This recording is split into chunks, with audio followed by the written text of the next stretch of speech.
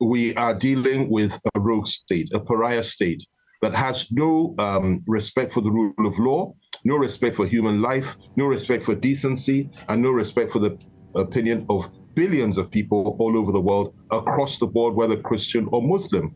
And it's about time that we begin to reconsider the whole issue of whether it is that this type of nation, this rogue state that thrives in slaughtering human beings morning, day, and night, really does have the right to exist. Now, I have always believed that Israel has the right to exist. I've always believed that, but I am beginning to question that belief. And it's my right to question that belief simply because they refuse to abide by international law. They refuse to respect human life. They thrive in killing babies. They thrive in slaughtering women. They thrive in leveling cities and towns, regardless of what even their greatest allies, the Americans, say, and they are totally out of control. How long will this go on? How many people have to be slaughtered? How many women and children have to be killed before the world rises up and forms what I would describe, or what George W. Bush once described when the attack on Iraq was launched? When will we form? The world will form what they describe, what Bush once described as the coalition of the willing to do something about this. Now, I feel that we really do have to start thinking about that, because those that indulge in nothing but violence, like Hitler, and those that came after him, like Netanyahu, only understand one language, and that language is to meet violence with violence. It is time for us to come together as a people, for nations like Turkey, nations like Russia, nations like South Africa, nations like Brazil, like Nigeria, nations like China, all of us to come together and sit down and say, and the Arab states, by the way, to sit down and say enough is enough. Egypt included, all those that have, held out a green leaf to Israel over the years, and all those that once loved Israel. This is not the Israel we love. This is not the Israel we supported. I have always believed in a two-state solution. I have always thought that was the way out. I'm a great believer in the Oslo Accords. But the reality of the situation is that not only Netanyahu, but also the Israeli ambassador to the United Kingdom and numerous Israeli officials, including their president and everyone else, has said they are no longer interested in a two-state solution. What they're interested in is literally annexing, exterminating, wiping out the people of Gaza and also the West Bank, and occupying the whole of Israel to create what has been described by their own Minister of Finance as a greater Israel, starting from the borders of Egypt right up onto the borders of Iraq. Now, given that mindset, that they are not interested in recognizing that the Palestinians even have a right to exist, and they're interested in wiping out the Palestinian people in the name of a reaction for October the 7th.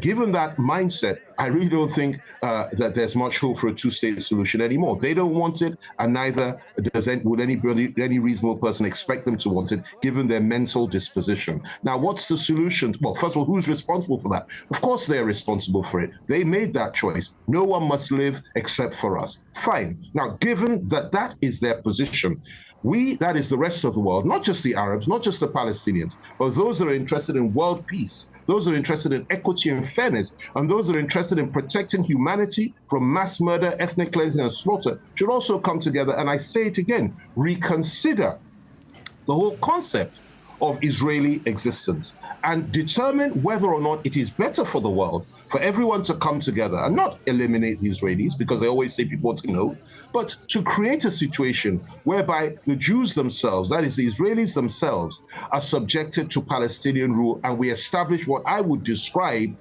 from the river to the sea. The Palestinian people will be free, and a massive Palestinian state in which the Israeli people are now living as equal citizens. Perhaps that's what we should think about. We have given far too much to the Israelis. Yes, we know what happened during the Holocaust. The whole world fought against the Germans, especially the Russians, who lost 20 million people, and over 50 million people died fighting the Nazis of Germany.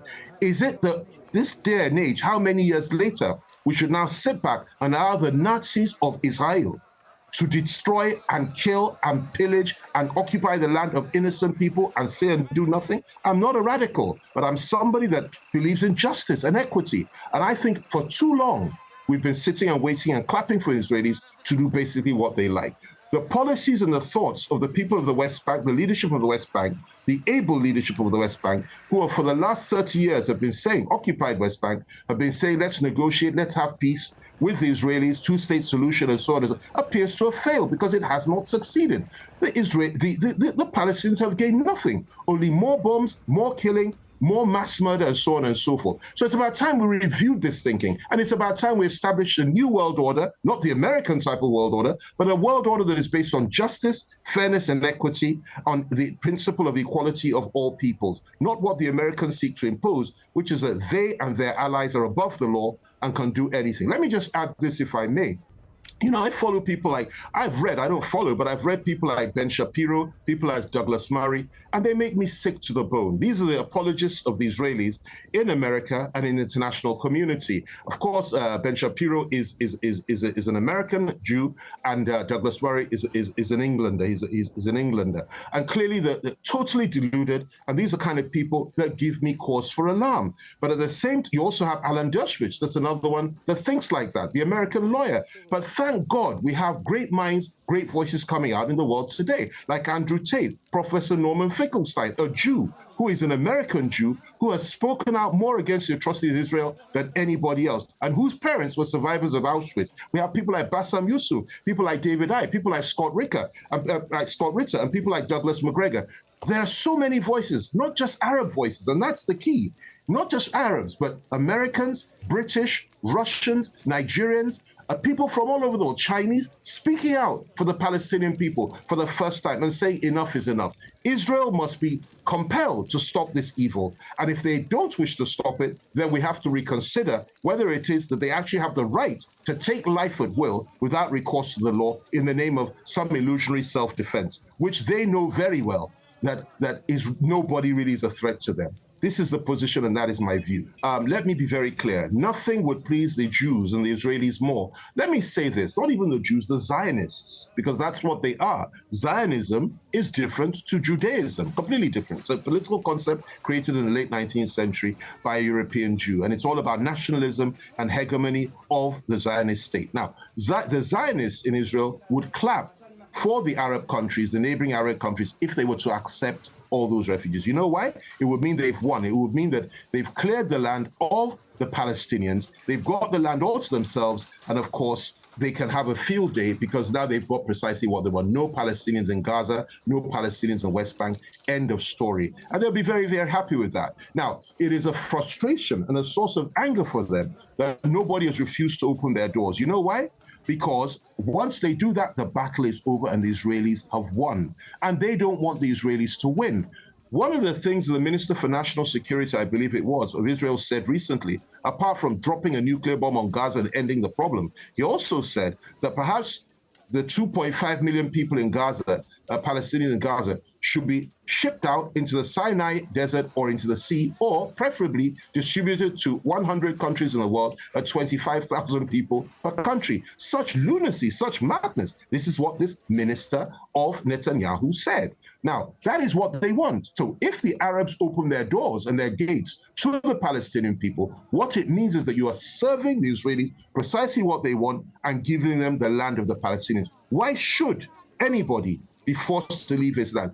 They, as a people, the Palestinians, have decided to stay in their land and to fight.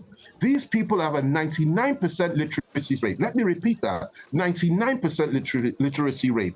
This is higher than virtually anywhere else in the world, including the United States of America. 30% of Palestinians are PhD holders.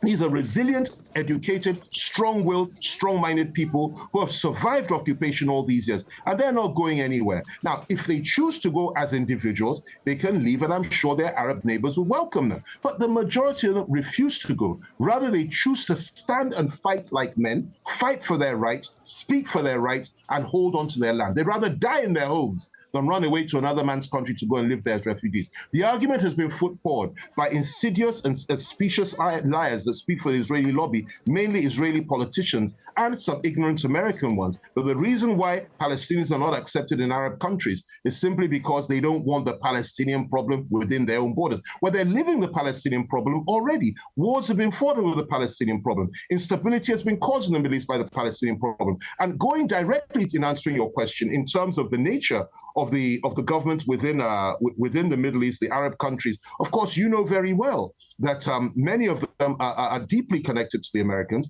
and very much in the American sphere of influence. And of course, they are beholden to the Americans to a great extent, and they listen to them. So America brings to bear massive influence on them. Don't get involved. Just do what you can. Don't get involved. Don't go to war. But let me tell you the dangers of what is happening here.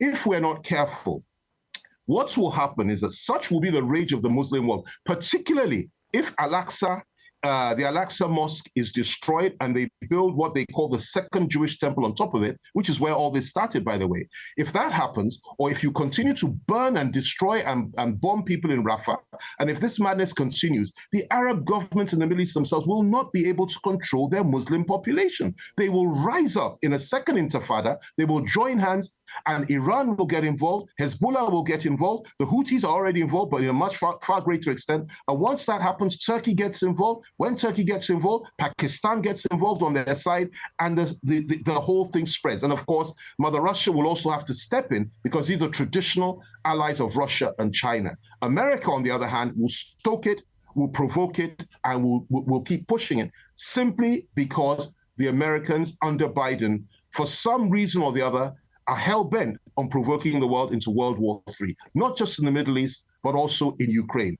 And that's the saddest aspect of this. And I pray every day the American people get sense and elect Trump as their leader to stop this madness, to withdraw American troops from outside of the Middle East, and to stop all this interference, both in the Ukraine and also supporting killers in the Ukraine, and also to withdraw their support for what the Israelis are doing. Netanyahu would have bent the knee if Trump was president today, and he would have stopped. Biden tells him to stop, he tells Biden to go to hell. That's the problem we have, and we need to do something about it. And I encourage the Arab leaders from Egypt to Saudi Arabia and all the rest of them, the United Arab Emirates, great leaders. I encourage them to remember the dream of people like Anwar Sadat, the dream of people, great Arab leaders in the past who stood up to evil and injustice and stood for the Arab people. And I also call on the African people to follow the lead of great men like the leader of South Africa and so many others in our continent, to stand up against injustice. Our liberation and independence means nothing as long as our Arab brothers are under the yoke of Israeli bondage. And we will stand with them any day and any time to fight that bondage.